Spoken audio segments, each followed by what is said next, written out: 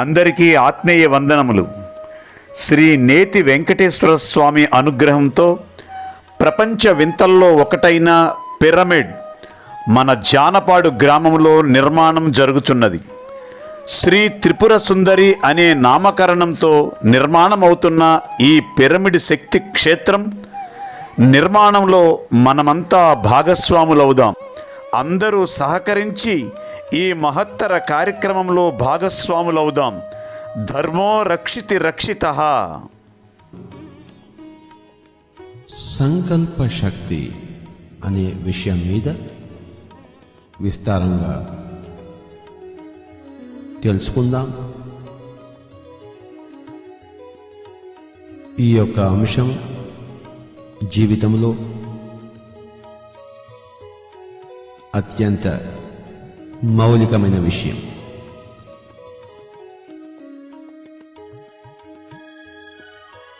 మనిషి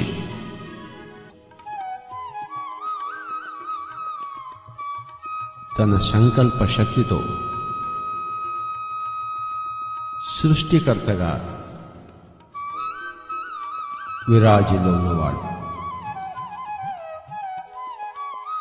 మనిషే కాదు, ఏ ప్రాణి అయినా సరే తన సంకల్ప శక్తితో కర్తగా, సృష్టికర్తగా విరాజిల్లి ఉంది.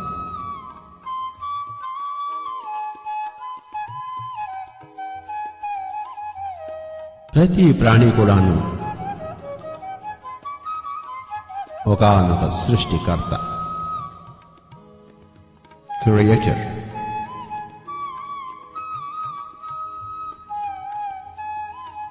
ప్రస్తుతం నేను ఈ పదాలను సృష్టిస్తున్నాను. ఏ విధంగా నా యొక్క ధ్యాసను కేంద్రీకృతము చేసి, ఏకీకృతము చేసి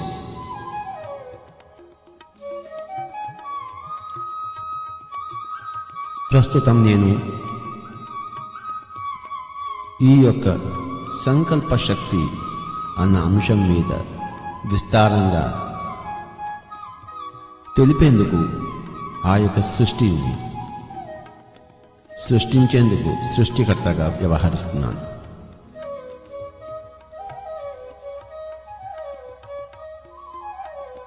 సృష్టి అనేది ధ్యాసతో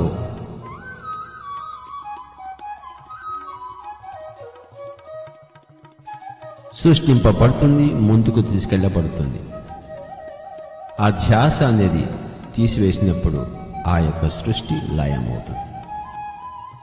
ధ్యాస ద్వారా సృష్టి, ధ్యాస ద్వారా స్థితి, ధ్యాసను ఉపసంహారం చేసినప్పుడు అది లయం.